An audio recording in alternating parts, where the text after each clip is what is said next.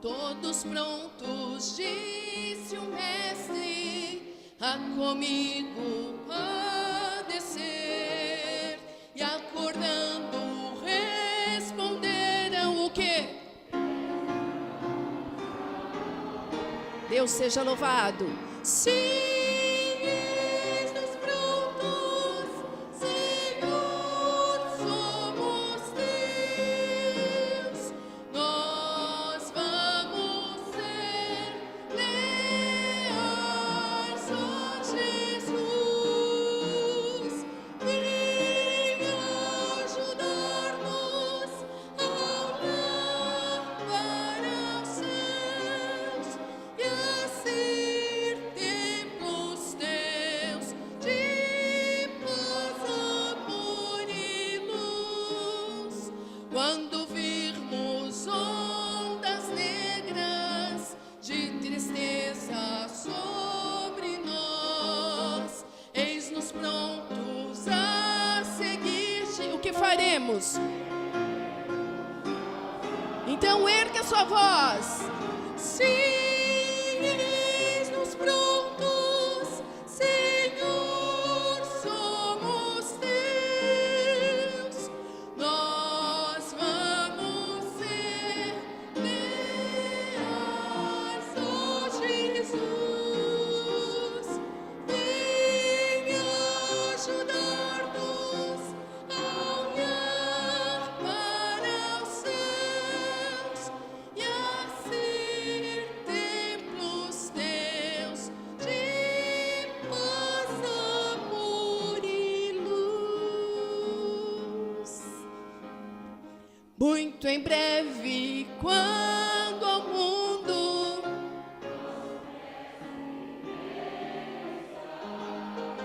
dir-lhe-emos, eis-nos prontos para irmos para o lar. Sim, eis-nos prontos,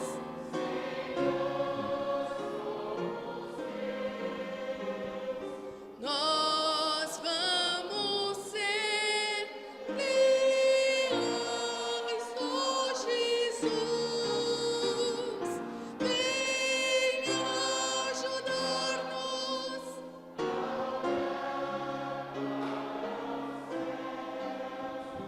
e a ser templos teus de paz, amor e luz.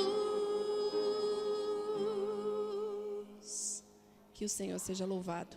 Amém?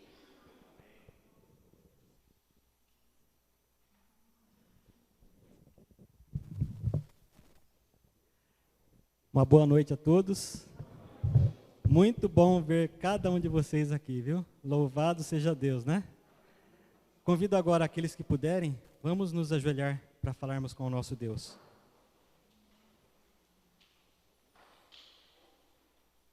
Santo, santo, santo e eterno Deus, só temos a agradecer, Senhor, porque enfim retornamos ao culto em Tua igreja. Obrigado, Pai, porque temos essa oportunidade. Em alguns lugares desse mundo ainda não há essa oportunidade. As igrejas ainda estão com as portas fechadas e muitos lugares não se pode adorar como nós podemos adorar aqui. Portanto, agradecemos essa oportunidade que temos de estar com esta igreja com as portas abertas. E pedimos agora a presença do Teu Santo Espírito entre nós, nos dando a Tua paz, nos dando sabedoria para entendermos a Tua palavra. E Te agradecemos mais uma vez por podermos prestar culto a Ti, aqui na Tua casa de oração. Abençoa o Teu servo, o pastor Ítalo, que irá repartir o pão espiritual conosco essa noite, que ele seja inspirado pelo Teu Santo Espírito para falar-nos a nós esta noite. Perdoa, Senhor, nossas falhas, nossos pecados, abençoa-nos no nome do Seu santo, amado Filho Jesus, é que nós Te pedimos. Amém.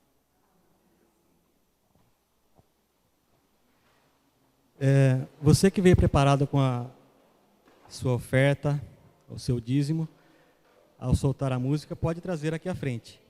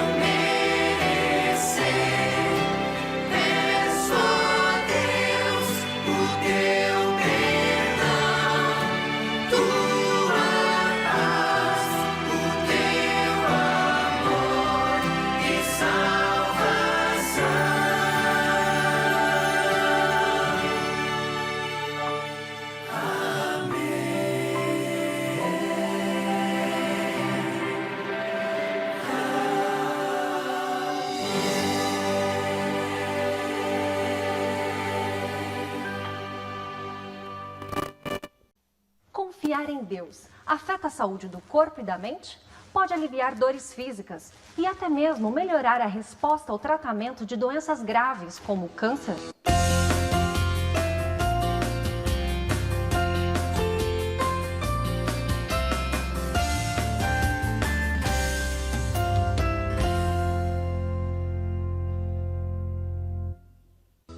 Uma coletânea de pesquisas mostraram que mais de 32 mil pacientes com tipos variados de cânceres tinham uma melhora superior à resposta ao tratamento em comparação com os que não exerciam fé em Deus. A fé é uma grande aliada da saúde, faz bem para a imunidade, melhora a resposta a processos de quimioterapia ou radioterapia e ainda pode ajudar a combater depressão e ansiedade.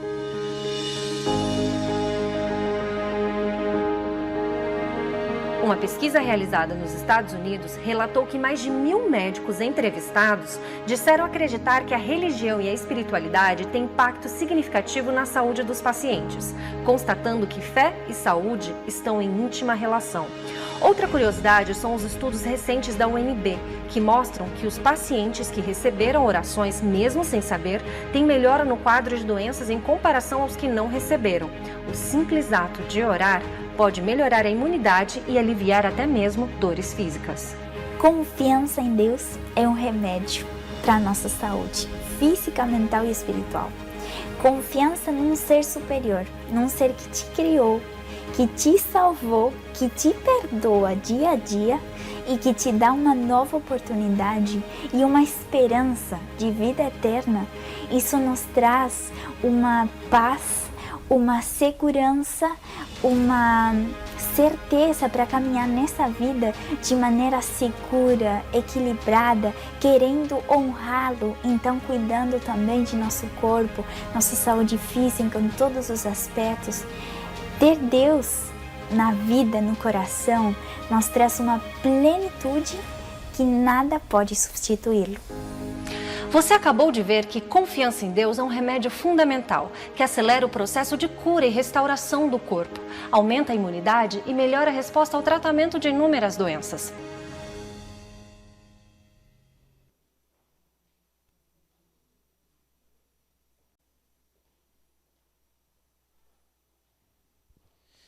Boa noite. É uma alegria, é um prazer enorme estar com vocês. Honestamente, eu me sinto muito honrado e muito feliz de, na volta aos cultos, poder trazer uma mensagem para juntos meditarmos na palavra de Deus. Mas antes de abrir a Bíblia com vocês, eu gostaria de me apresentar. Eu sou o pastor Ítalo, para aqueles que ainda não me conhecem. Eu vou estar aqui no Distrito do Jardim, Vila Nova Aparecida, né? Até o fim do ano. Eu, quando soube dessa notícia, fiquei muito feliz. Tenho ótimas referências, ótimas notícias das coisas que acontecem aqui. E só de ver vocês, ouvir vocês cantando, como nós cantamos aquele hino, Eis-nos prontos, assim a gente fica já emocionado também. Dá para sentir que é uma igreja viva, forte, animada. Que Deus continue abençoando vocês. Eu preparei também um hino que eu gostaria de compartilhar com vocês, que toca muito no meu coração. Esse hino trata de como Jesus muda a nossa realidade. Nós nos encontramos muitas vezes na escuridão desse mundo, do mal, do pecado, mas quando Jesus entra na nossa vida, como o sol da justiça, Ele ilumina o nosso caminho. Vamos então juntos louvar a Deus. Se você conhece esse hino, pode cantar comigo.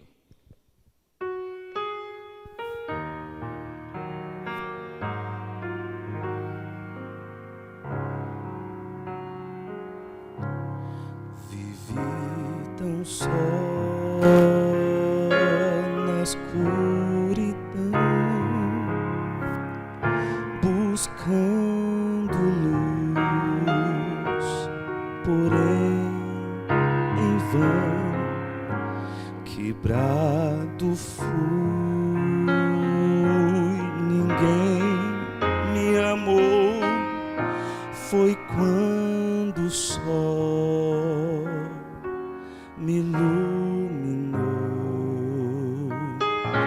Jesus é o sol, Jesus é o sol, fonte de luz, o sol dos sóis.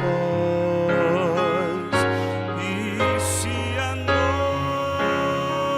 noite vier ao meu viver, meu sol trará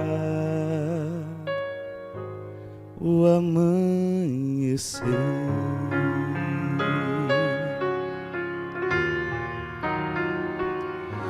O mundo frio me desprezou e a noite escura me abraçou. Estava quase a perecer. Foi quando vi meu sol nascer. Jesus é o sol, Jesus é o sol, fonte de luz, o sol dos sóis. E se a noite vier ao meu viver, meu sol trará o amanhecer.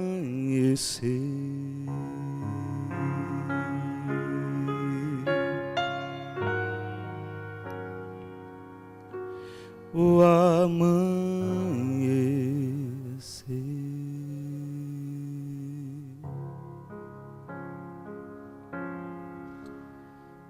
Grande Deus e Pai, obrigado porque o Senhor nos encontrou na escuridão da nossa vida, no mundo frio em que vivemos, e aqueceu o nosso coração e mudou a nossa história com a luz do Senhor Jesus Cristo. Agora eu abri a Tua palavra, Senhor, por misericórdia, pelo amor também do nosso Senhor Jesus Cristo. Nós te pedimos, Senhor, fale conosco, toque o nosso coração, nos anime, nos motive, nos guie e continue nos orientando nesse mundo. Nós te pedimos em nome do Senhor Jesus. Amém. Eu estou acompanhado aqui da minha esposa. Ela se chama Jennifer. Aqueles que ainda não a conhecem, essa jovem que está aqui, ela é natural da Colômbia.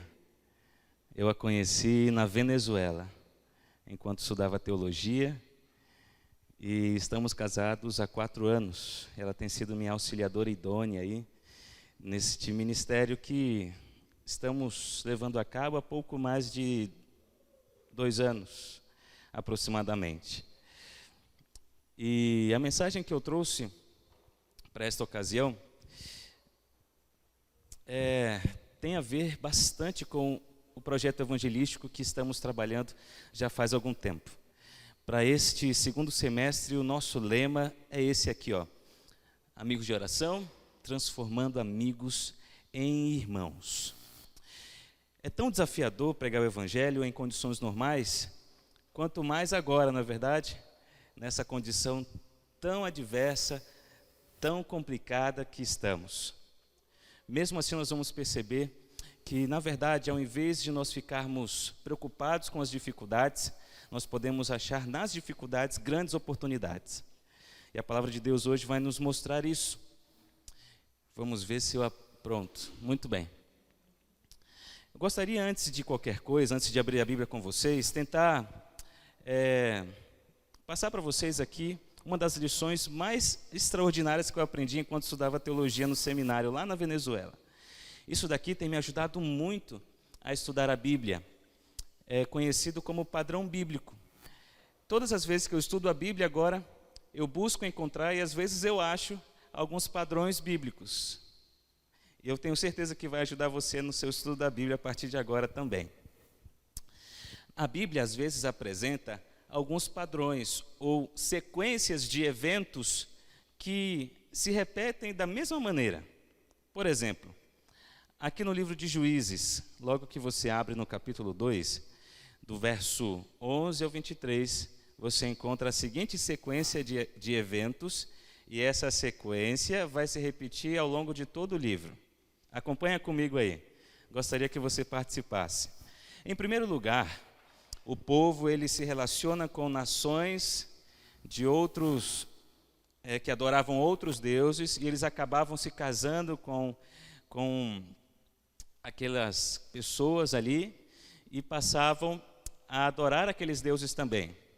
Então o povo entrava no que nós chamamos de, leia comigo, 1, 2, 3 e apostasia. Depois que o povo caía nessa apostasia, como resposta a isso, Deus permitia que eles sofressem uma opressão, né?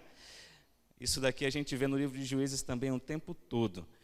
De repente, uma nação vizinha invade as terras de Israel e começa a fazer deles ali escravos, começa a tomar um pouco as suas terras e fazer com que eles pagassem impostos, não é assim? Muito bem, depois que eles estão ali sofrendo, como acontece até hoje na nossa vida, o que o povo sentia? Arrependimento. E eles estavam então ali sofrendo e lembravam de repente que havia um Deus poderoso, o Deus de Israel, que abriu o Mar Vermelho, que derrubou as muralhas de Jericó. Qualquer semelhança com a nossa realidade, né? Agora observe que depois que eles ficavam ali, arrependidos, Senhor, nos ajuda, nos liberta desses filisteus. Deus, como é misericordioso, enviava então um libertador, uma liberação por meio de um juiz.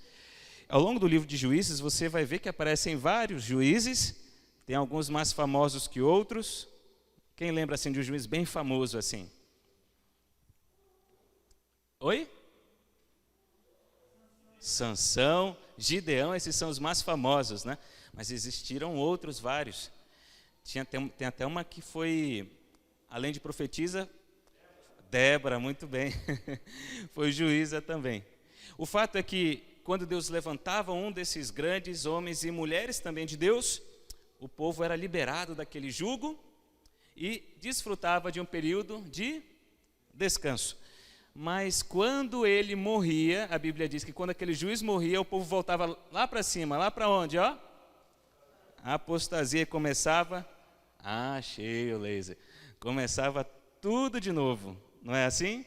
Aí voltava a opressão, eles se arrependiam, Deus mandava um juiz, ele descansava, o juiz morria e voltava a apostasia, e isso ficou durante todo o livro de Juízes. Interessante, né? Isso aqui é um padrão bíblico.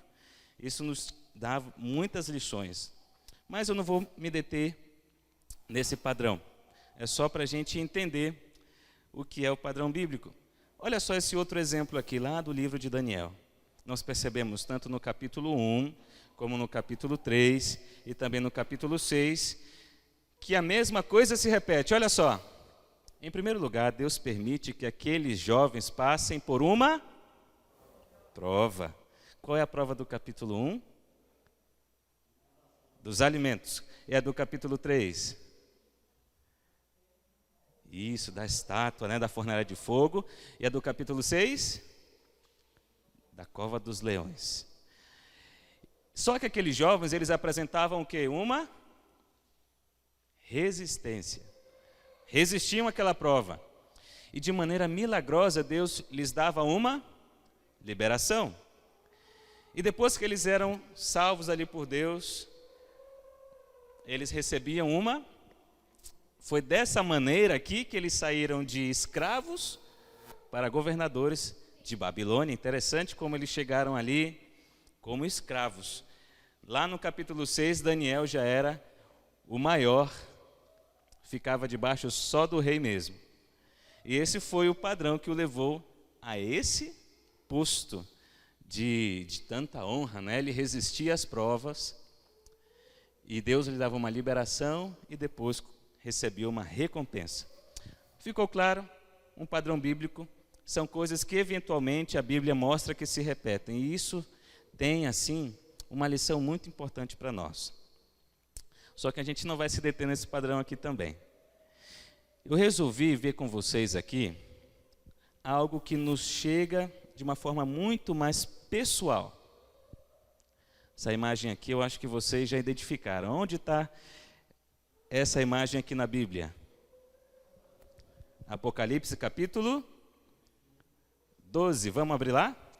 Apocalipse 12, onde nós encontramos a grande batalha que existe entre o dragão e a mulher. Satanás é o dragão, nós sabemos, e a mulher representa a igreja. Lá no versículo 17, você e eu já sabemos esse texto de memória. A Bíblia identifica quais são as características ou quem é esta mulher, quem é esta igreja.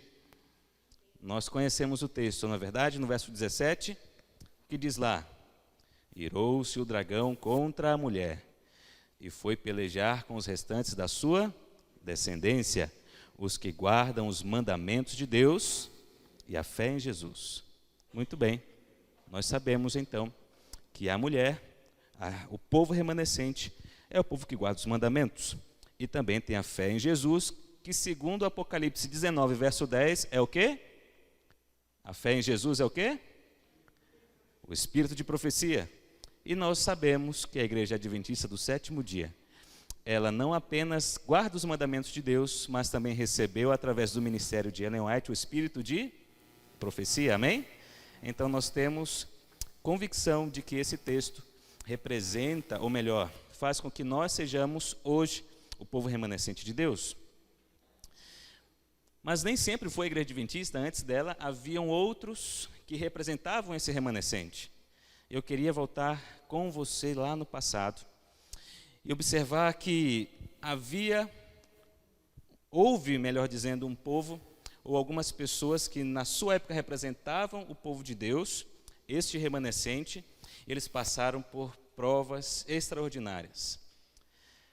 E a maneira como eles passavam por aquelas provas difíceis vai nos ajudar a passar por esse momento que estamos vivendo aqui. Porque nós encontramos aqui no versículo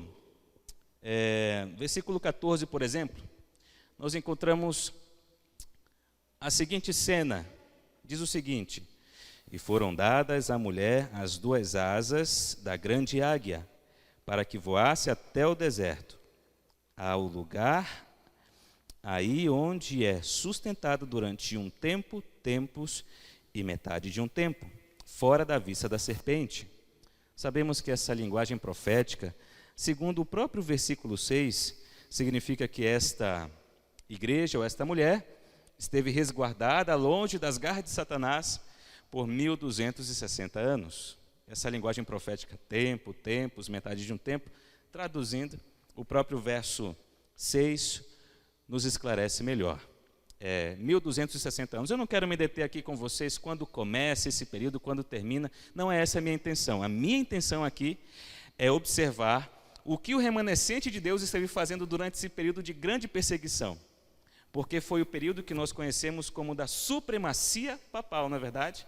O período onde os cristãos foram severamente perseguidos pela supremacia papal. Muito bem, e nós vamos observar que existe um padrão, que existe uma sequência, que existe um modelo de ação, de atitudes que a igreja remanescente fez durante esse período, que nos mostra um grande exemplo do que nós devemos fazer hoje também. Interessante, né? Se prepare aí que vem coisa boa. Vamos lá? Em primeiro lugar, gostaria de ir com vocês para essa parte da Europa. Aqui na Inglaterra, havia um homem chamado John Wycliffe. Vocês já devem ter ouvido falar dele, não é verdade? Ele foi um sacerdote, mas devido à sua grande erudição, começou a dar aulas. Enquanto dava aulas, estudando ali a Bíblia, ele percebeu os abusos da igreja romana, o quanto ela realmente estava distorcendo as verdades bíblicas, e começou a escrever um monte de coisas que escancarava assim o que a igreja romana estava fazendo de errado. Aquilo foi um grande golpe. Ellen White chega a dizer que John Wycliffe foi o luzeiro, ou a grande luz da reforma protestante. E o que ele fez causou assim um grande golpe na igreja romana. Ele conseguiu fazer com que fossem rompidas as relações entre Inglaterra e Roma. E olha, isso custou bem caro, viu, para Roma, porque era da Inglaterra que ia a maior quantia de dinheiro para Roma. E por isso Roma, né, a igreja romana ficou irada com ele, quis de todo jeito pôr a mão em Wycliffe e levá-lo a julgamento e, consequentemente, à fogueira. Esse era o costume deles. Levava para a fogueira e era em praça pública, e era assim que fazia mesmo. Só que John Wycliffe conseguiu a simpatia das autoridades inglesas, e eles disseram assim: vocês querem julgar, mas tem que julgar aqui na Inglaterra mesmo. Ele não vai lá para Roma, não. Eles sabiam que se Wycliffe fosse para Roma, eles iam pegar ele e já era. Não, se quer julgar, vem, julga aqui. Então ele foi protegido, e John Wycliffe acabou morrendo, mas de uma doença, não porque Roma pôs as mãos nele. O fato é que, antes dele morrer, observa agora com atenção duas grandes obras que este homem fez. Havia um mito que a Bíblia era muito difícil, que ninguém entendia, só os sacerdotes. Inclusive, eles tiraram a Bíblia do povo, e a missa, né, era pregada só em latim, ninguém entendia quase nada. Então, ele disse o seguinte: não, a Bíblia todo mundo pode entender. Ele pegou a tradução em latim e fez uma tradução para o inglês, para o idioma do seu povo. Quando ele fez isso, foi assim um outro golpe extraordinário no poder papal. Isso foi assim, eu acho que a pior coisa que poderia ter acontecido. Por causa que a ignorância mantinha as pessoas baixo o domínio de Roma. Mas agora que eles iriam ler a Bíblia por si mesmos, eles iriam descobrir a verdade e já não seriam dominados com tanta facilidade. Então ele traduziu a Bíblia ao inglês e ele formou, capacitou, instruiu um grupo de discípulos.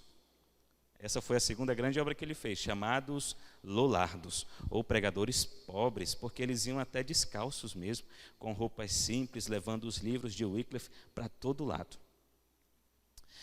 Um fato interessante é que isso causou tanto ódio na igreja romana, que um tempo depois, esses escritos de Wycliffe já tinham se espalhado por muitos lugares e tinham já levantado um grande alvoroço ali na Europa. Então eles convocaram um concílio que foi conhecido como Concílio de Constança. E nesse concílio, olha que coisa interessante. Eles tomaram um voto ali, disseram o seguinte: a gente não conseguiu pôr a mão nele, né? Não conseguiu pegar ele vivo, mas pelo menos agora a gente vai lá. Eles votaram isso. Tiraram os ossos de John Wycliffe, ou seja, eles exumaram ali, né? E depois queimaram. Não conseguiram queimar vivo, queimaram pelo menos os ossos. De tanta raiva que tinha dele. Já pensou? Porque o que ele fez realmente provocou ali um grande abalo nas estruturas papais. Muito bem. Esse fato curioso, apesar de ser uma tentativa de calar o que Wycliffe escreveu, eles mal sabiam que ao jogar as suas cinzas no rio, como jogaram, as correntes, né, que se espalham para o oceano e para o resto do mundo, estavam mostrando que, da mesma maneira, a mensagem de John Wycliffe seria espalhada para o mundo inteiro. E chegou aqui, nessa outra parte da Europa, né, que é conhecida hoje como a República Tcheca, mas na época era a Boêmia, e ali a mensagem de John Wycliffe chegou a este outro homem aqui, João Hus. Este outro homem aqui, interessante a história dele. Ele hoje é a figura mais importante, né, da cidade de Praga. Por causa que a história dele realmente é de superação, é extraordinária. Eles eram muito pobres, sabe? A mãe dele rogou na Universidade de Praga que ele fosse aceito. Então ele foi aceito por caridade mesmo. Mas ele deu tanto valor para aquilo que se esforçou, e ele ficou tão bom, ele era tão bom aluno que quando ele se formou, ele de uma vez foi absorvido como professor. E não demorou muito, ele já era o reitor da universidade. Olha só, foi aceitado por caridade, mas aproveitou as oportunidades e cresceu e se tornou o diretor da faculdade. Extraordinária a história dele de superação. E uma vez chegou às suas mãos os escritos de John Wycliffe. Ao estudar aquelas verdades, ele abriu também os olhos. E como era um homem sincero, começou a pregar essas coisas. Porém, ele foi preso, foi levado a julgamento. Conseguiram pôr as mãos em João Hus. Conseguiram pôr as mãos nele. E foi nesse mesmo concílio de Constança que nem deixaram ele se defender. De uma vez já condenaram como herege e o levaram à fogueira. Um fato interessante de quando ele estava sendo queimado, isso daqui me emociona muito.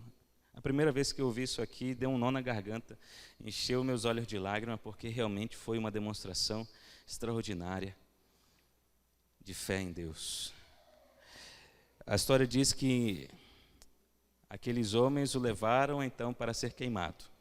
E eles tinham o costume de vendar os olhos daquele que seria morto, para que ele não ficasse tão angustiado, assim não visse ali, né?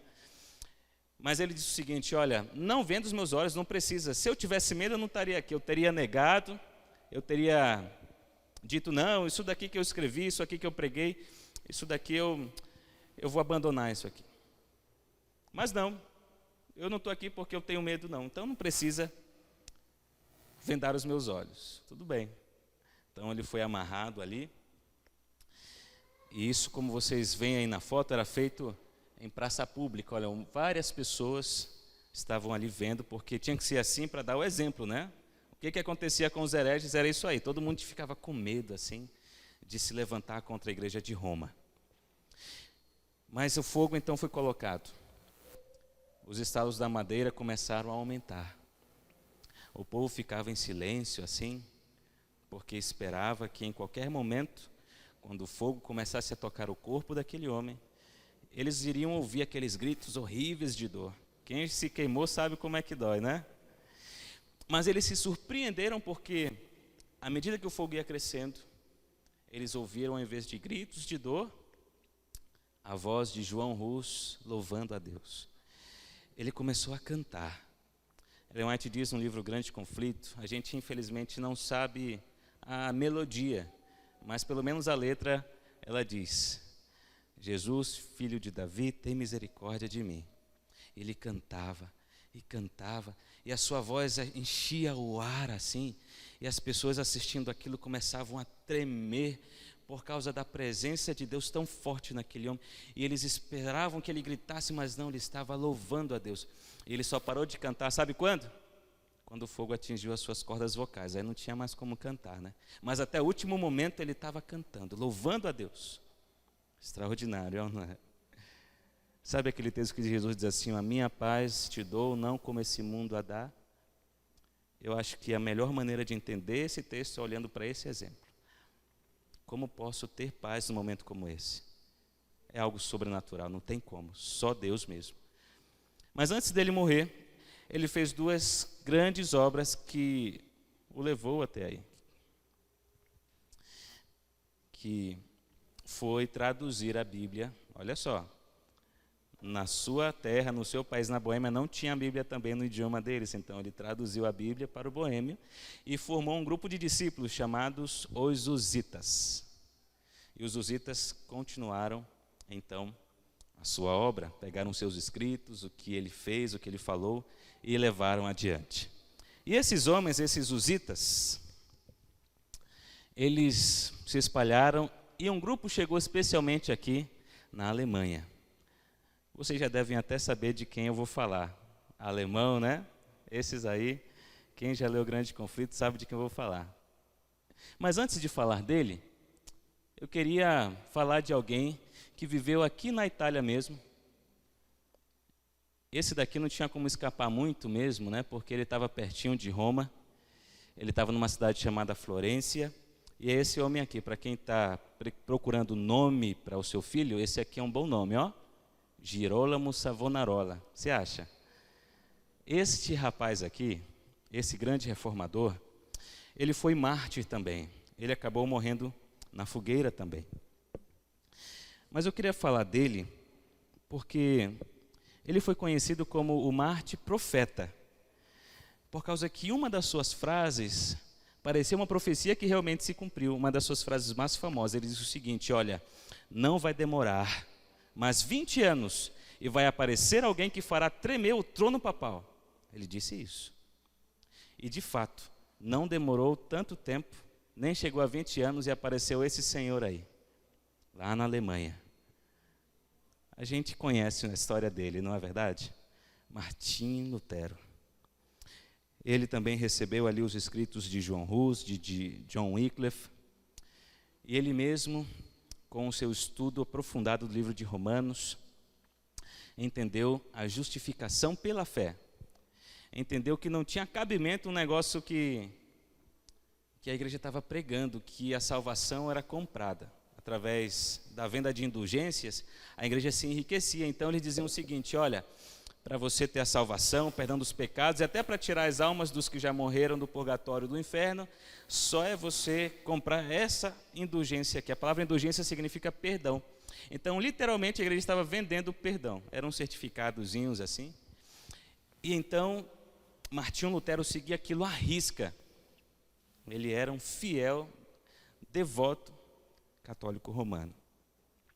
Mas de repente, estudando a Bíblia, ele descobriu que a justificação é pela fé e não por essas obras. E começou a pregar isso, e essa foi a sua pregação mais forte. E é daí que nós tiramos os principais princípios do protestantismo, que a justificação é somente pela fé, que a nossa fé é baseada somente na Bíblia, e por aí vai. Muito bem, a história dele é muito ampla, a história dele é maravilhosa, mas resumindo, como fiz nos outros casos, ele fez duas grandes obras também. Você já deve saber quais são, né? Lá na Alemanha também não tinha a Bíblia no idioma deles. Então o que Lutero fez? Pegou a Bíblia e traduziu para o idioma deles.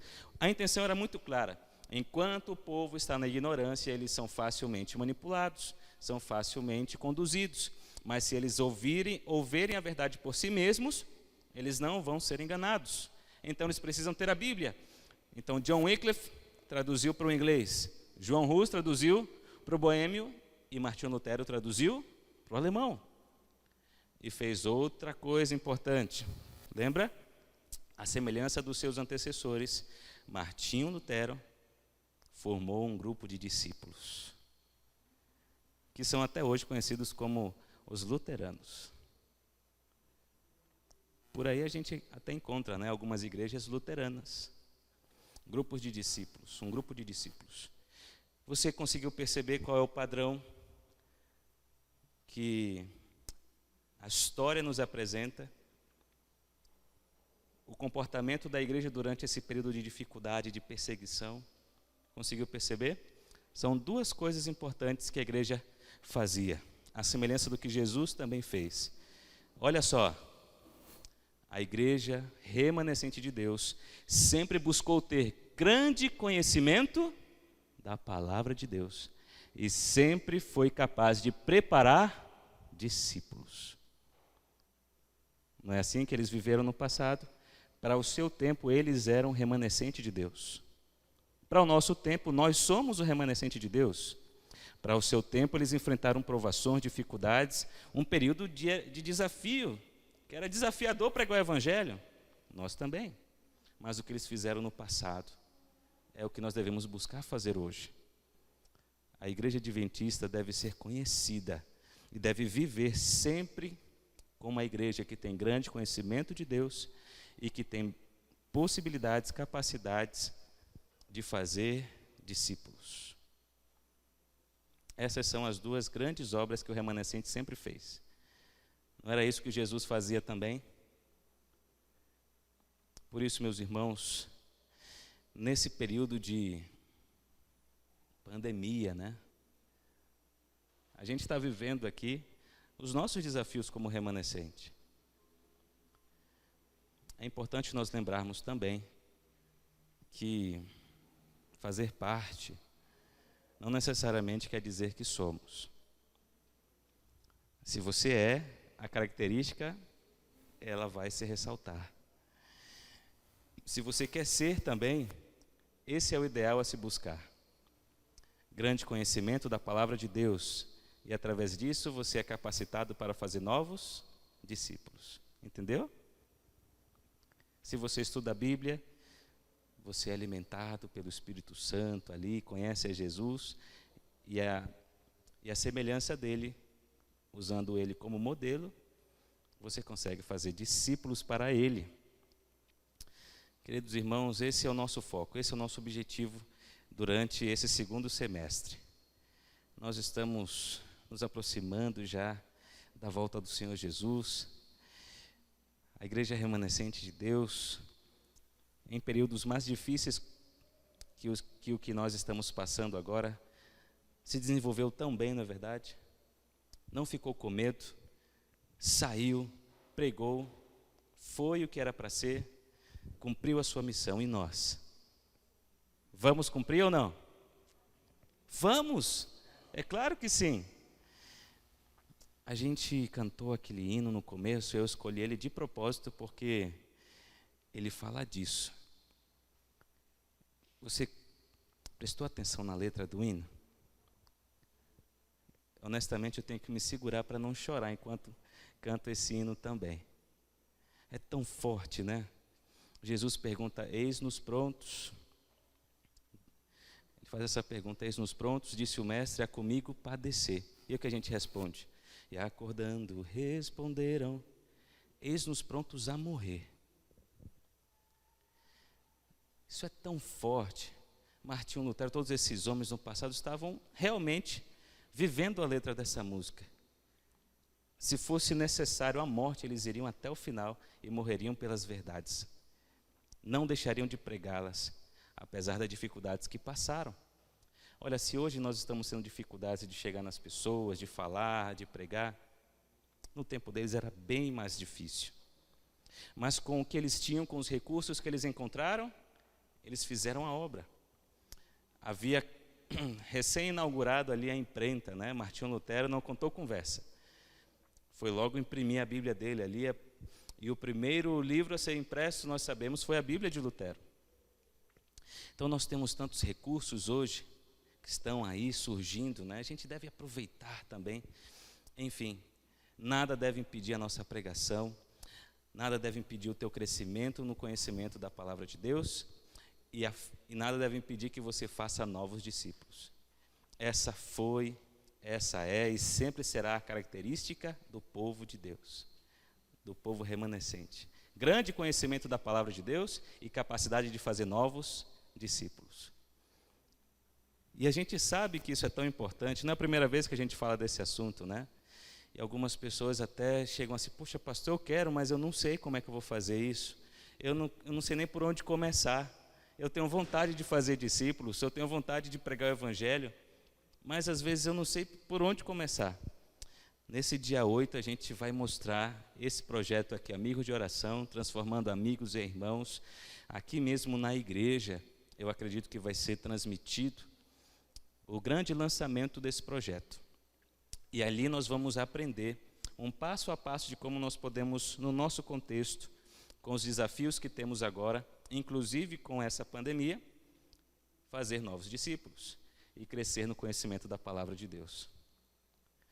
Eu tenho certeza, amigos, que se você se envolver nisso, se você abraçar isso, se você disser assim, olha, eu vou fazer, essas coisas que aconteciam no passado vão acontecer com você também. Eu ouvia muito na igreja dizer assim, olha, sabe aquelas coisas que aconteciam lá no livro de Atos, que extraordinário, olha só. O povo recebeu o Espírito Santo. E quando a gente chega naquele momento do Filipe e do eunuco, que o Filipe é transportado de um lado para o outro, assim, a gente fica assim, uau, que extraordinário, como o Espírito Santo usava as pessoas. E quando Pedro passava assim, a sombra dele ia curando as pessoas, não é verdade? E algumas pessoas dizem assim, puxa, a gente não vê mais o Espírito Santo dessa forma, assim, atuando hoje. E eu ouvi muito isso na igreja, mas eu não acredito mais nisso. Honestamente, eu quero dizer para vocês que ele atua do mesmo jeito hoje. O problema é que se a gente não viu, ou que se você ainda não viu, é porque ainda falta você se envolver na missão do jeito que eles estavam envolvidos. Porque quando você se envolve na missão, para estudar a Bíblia, para fazer discípulos, o Espírito Santo vem, capacita você, você vai ver coisas extraordinárias acontecendo. Elas acontecem, pessoas ainda são curadas, pessoas ainda são transformadas, nós também ainda somos usados por Deus de formas extraordinárias. O Espírito Santo ainda atua. Se você não viu ou não vê, é porque ainda está faltando se envolver mais.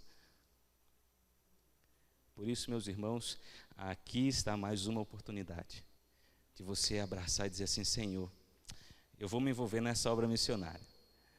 Eu vou fazer o meu melhor. Eu vou escolher os meus amigos de oração, vou orar por eles, vou seguir os passos, tudo que tiver ao meu alcance para fazer, eu vou fazer.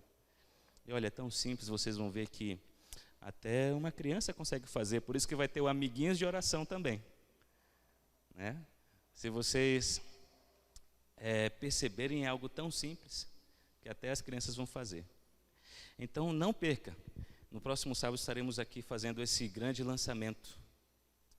Mas eu gostaria de finalizar, então, convidando você a responder a Deus por essa mensagem, a responder a essa mensagem cantando o mesmo hino que louvamos no início. Esse será o apelo. Se você quer se envolver mesmo nessa missão, se você quer levar a sério o seu estudo da Bíblia e assim ser capacitado para fazer discípulos, como sempre foi no passado, cante esse hino com todo o seu coração, agora com mais certeza, com mais convicção, para que assim você possa responder a Deus esta mensagem. 299.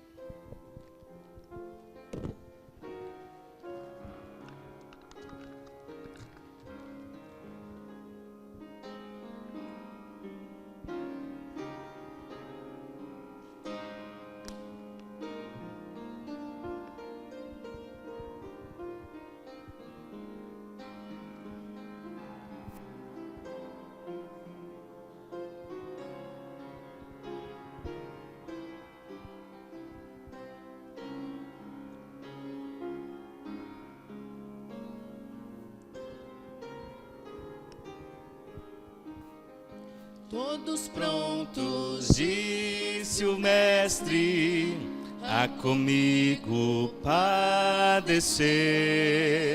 E acordando responderam, eis-nos prontos a morrer. Sim, eis-nos prontos, Senhor, somos teus. Nós vamos ser leais, ó Jesus. Venha ajudar-nos a olhar para os céus e a ser templos teus de paz, amor e luz. Quando virmos ondas negras de tristeza sobre nós, eis-nos prontos a seguir-te, ergueremos nossa voz. Sim, eis-nos prontos, Senhor, somos teus. Nós vamos ser leais, ó Jesus. Venha ajudar-nos a olhar para os céus e a ser templos teus de paz, amor e luz. Muito em breve, Quando ao mundo nosso Mestre regressar, dir-lhe-emos: eis-nos prontos para irmos para o lar. Sim, eis-nos prontos, Senhor, somos teus. Nós vamos ser leais, ó Jesus. Venha ajudar-nos a olhar para os céus e a ser templos teus de paz, amor e luz. Oremos. Grande Deus e Pai, obrigado, Senhor, por ter nos chamado para sermos teus discípulos e fazermos parte, Senhor, do povo remanescente para os últimos dias. Pai querido, se tem alguém aqui ainda com dúvida disso, que o Senhor venha iluminar, Senhor, a mente, para ter certeza de que sim, Senhor, esta é a igreja para os últimos dias. É a igreja remanescente que te representa. Pai querido, ajuda-nos então a cumprir a nossa função, a nossa missão, a qual o Senhor nos chamou. Possamos levantar bem alto a bandeira da verdade da Tua palavra, Senhor. Possamos levar a sério o estudo da Bíblia e assim ter cada vez mais conhecimento dela, para que assim, Senhor, o Senhor nos transforme e nos ajude também a fazer novos discípulos. Sempre foi assim e queremos que assim continue na nossa vida, na nossa igreja. Pai querido, diante de nós, o Senhor nos dá também agora, nesse segundo semestre, uma nova oportunidade de nos envolvermos nessa missão. Por isso, Senhor, abençoa esta igreja, que cada um aqui, Senhor, venha abraçar essa oportunidade de fazer amigos para Deus, de transformar amigos em irmãos, de discipular, nem que seja uma pessoa nesse ano, não importando os desafios, Senhor, que possamos encontrar neles oportunidades. Sabemos que agora muitas pessoas estão atentas e abertas a receber a Tua palavra, Senhor. Quantas não estão buscando agora respostas para tantas dúvidas, ou com medo, Senhor, do que virá ainda. Nós temos as respostas, Pai. Por isso nos ajuda a nos envolver na missão e levar outras pessoas ao conhecimento da verdade. Ah, Senhor, que assim a Tua igreja continue crescendo e prosperando e o Senhor Jesus volte mais rápido. Nos dê uma boa semana na Tua presença. E obrigado pelos anjos também que o Senhor já enviou para nos acompanhar até os nossos lares. Cuida de cada um aqui e que o Senhor traga à mente deles, nessa semana, as pessoas pelas quais eles vão orar, vão trabalhar para que sejam novos discípulos Teus.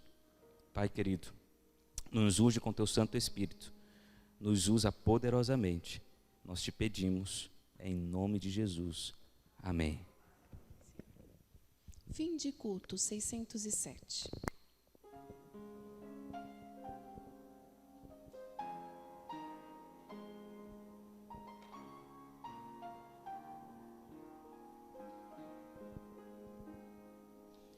Água da vida que jorrou da de eterna do viver, nela viemos nos saciar e em Jesus renovar poder. Fim